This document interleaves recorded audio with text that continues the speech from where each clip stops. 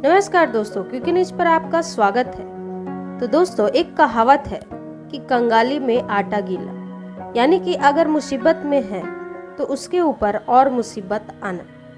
यानी पाकिस्तान के अंदर जो हो रहा है, दरअसल पाकिस्तान के ऊपर दो और ज्यादा बड़ी मुसीबत टूट पड़ी है और लग रहा है कि पाकिस्तान पर कुदरत भी रहम करने को तैयार नहीं है।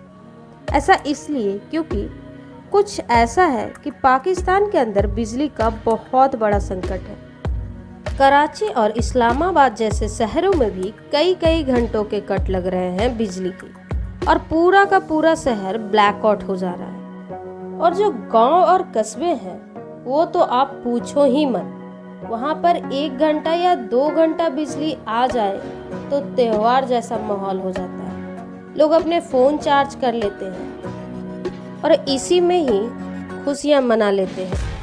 लेकिन अब लगता है कि पाकिस्तान एक और भयानक संकट में फंसने जा रहा है। तो आपको बताते चलूं कि CPEC, जो कि आप सबको मालूम होगा, जिसका मतलब है चाइना पाकिस्तान इकोनॉमिक कॉरिडोर, जिसको लेकर खूब हल्ला किया पाकिस्तान ने। और अब से 6 से 7 साल पहले ये कहा जाता था कि ये प्रोजेक्ट पूरे पाकिस्तान को विकसित बना देगा। पाकिस्तान यूरोपियन देशों के लेवल पर आ जाएगा। तो इसी प्रोजेक्ट के तहत एक बांध बनाया गया था जिसका नाम था नीलम झेलम डैम। ये डैम बहुत बड़ा था और इसकी क्षमता 970 मेगावाट की थी। और ये पाकिस्तान के लिए आज के तारीख में अति महत्वपूर्ण, यानी कि सुपर इम्पोर्टेंट, क्योंकि आज की तारीख में पाकिस्तान के अंदर जो थोड़ी बहुत बिजली बची हुई है वो ऐसे ही कुछ डैम के बदौलत है। और ये डैम भी बंद हो जाए 2 से 4 जो बचे हुए हैं पाकिस्तान के अंदर, तो बिजली खत्म हो जाएगी पूरी तरह से और पूरा पाकिस्तान अंधकार में डूब जाएगा। लेकिन आप सोच रहे होंगे कि ये डैम की कहानी आपको मैं क्यों बता रही हूँ और इसका कारण क्या है। तो दोस्तों, आपको बताते चलूँ कि इस डैम को बंद कर दिया गया है। रेफरेंस के लिए द डॉन के आर्टिकल का स्क्रीनशॉट डाल दिया है स्क्रीन पर। और आपको बता दें कि चीन द्वारा निर्मित इस डैम में कुछ खराबियां पाई गई है। इसमें कुछ क्रैक्स हैं जो डिटेक्ट हो गए हैं, यानी कि डैम में ही क्रैक आ चुका है, जिस वजह से सुरक्षा को ध्यान में देखते हुए इस डैम को बंद कर दिया गया है। ये डैम कोई भी बिजली फिलहाल नहीं बना रहा है। और सबसे हैरानी की बात तो यह है कि ये नीलम झेलम डैम जो है वो ब्रांड न्यू डैम है और हाल ही में चीन कंपनियों द्वारा इसका निर्माण किया गया है। ऐसे में नए डैम के अंदर ही क्रैक कैसे पड़ गया ये किसी को समझ नहीं आ रहा है। हालांकि कुछ लोग ये तक कहते हैं कि हो सके तो ज़्यादा बारिश हो गई हो पाकिस्तान में, जैसे कि भारत के कुछ हिस्सों में हो रही है।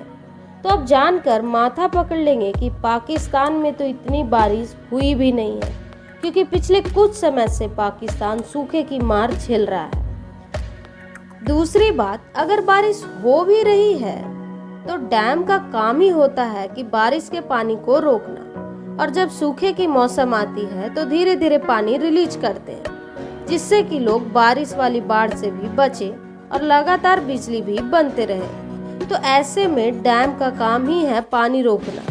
इसके अलावा कई जानकार का मानना ये भी है कि चीन जो भी प्रोजेक्ट तैयार करता है, चाहे वो सड़क हो या डैम हो या कोई बिल्डिंग हो, उसमें ये लोग कमी छोड़ ही देते हैं। कुछ ना कुछ दिक्कत आती ही है। ये काम चीनी कंपनियों का सिग्नेचर बन चुका है। और अगर कोई प्रोजेक्ट इन्होंने तैयार किया ना और उसमें कमी नहीं निकली तो इसको लेकर ये खुद आश्चर्य में पड़ जाते हैं कि हमारी बनाई हुई चीज परफेक्ट कैसे हो गई। हालांकि पाकिस्तान को सिर्फ यही झटका नहीं लगा है, बल्कि एक और झटका लगा है।